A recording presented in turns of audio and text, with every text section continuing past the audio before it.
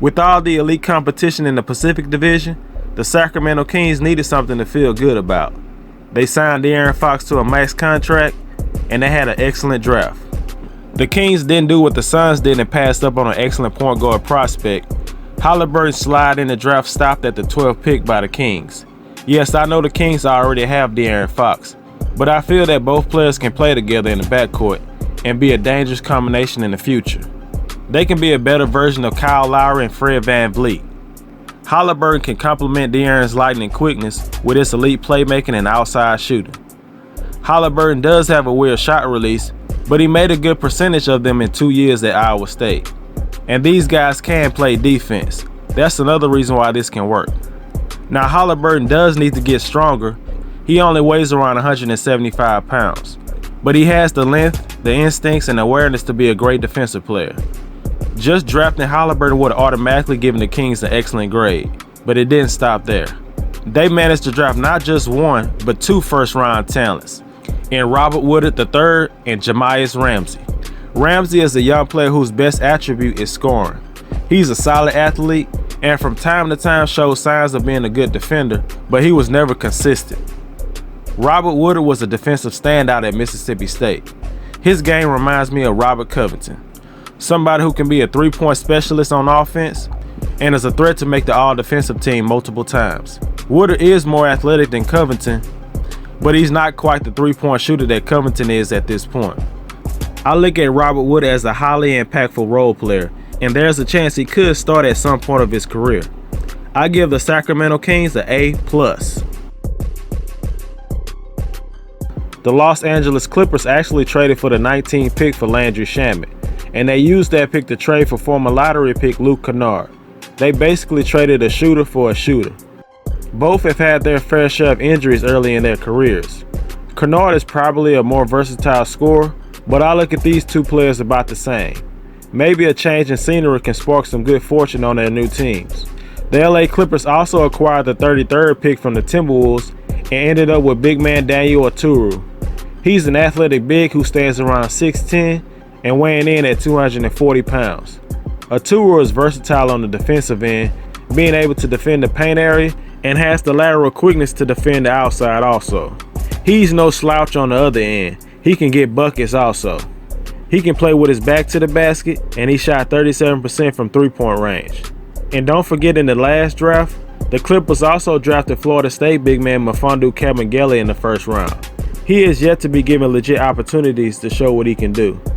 It'll be interesting to see which one of these big guys break through and get real minutes on the Clippers. And the Clippers are known for developing players that they have drafted. Players like Bryce Johnson and CJ Wilcox come to my mind when thinking about wasted first-round picks by the Clippers. And with the 57th pick, they went with the kid from junior college, Jay Scrubb. He's another player I think has first-round talent, but I didn't actually expect him to go in the first round. He still has a long way to go.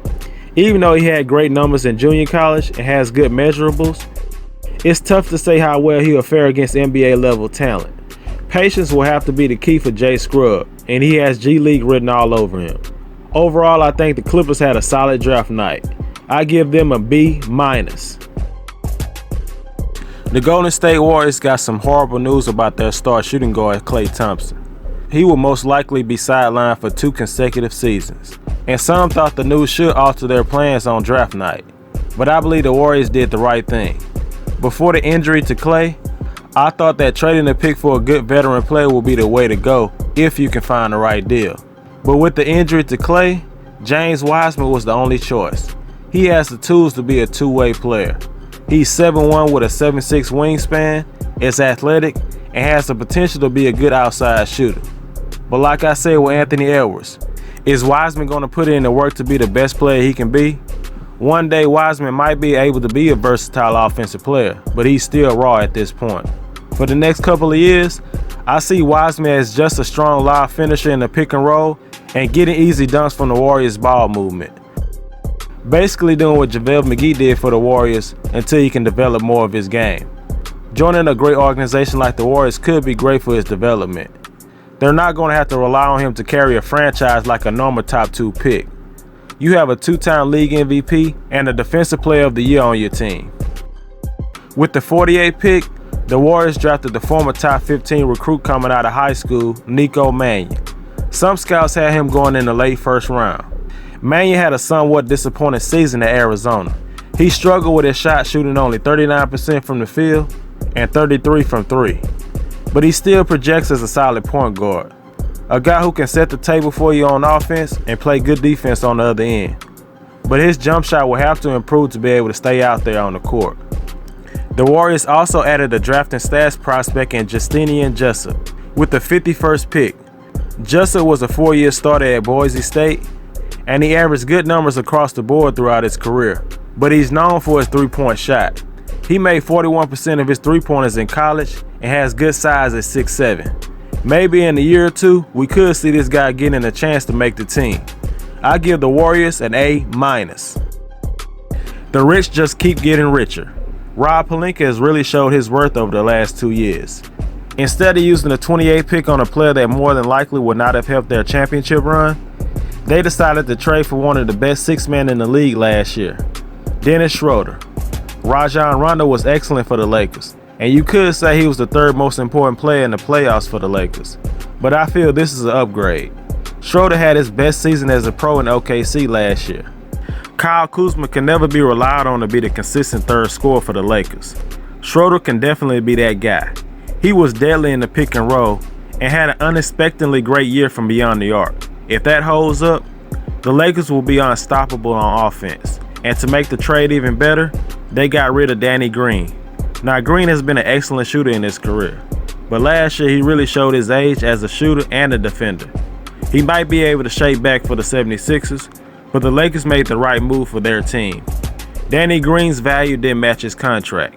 Schroeder's value does. I give the Lakers an A.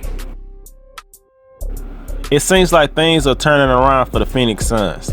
They finished the season on a high note by going undefeated in the bubble, and they traded for future Hall of Fame point guard Chris Paul. They went into the draft with the 10th overall pick. They decided to go with Maryland sophomore big man Jalen Smith, a guy who shot around 37% from three-point land and averaged 2.5 blocks.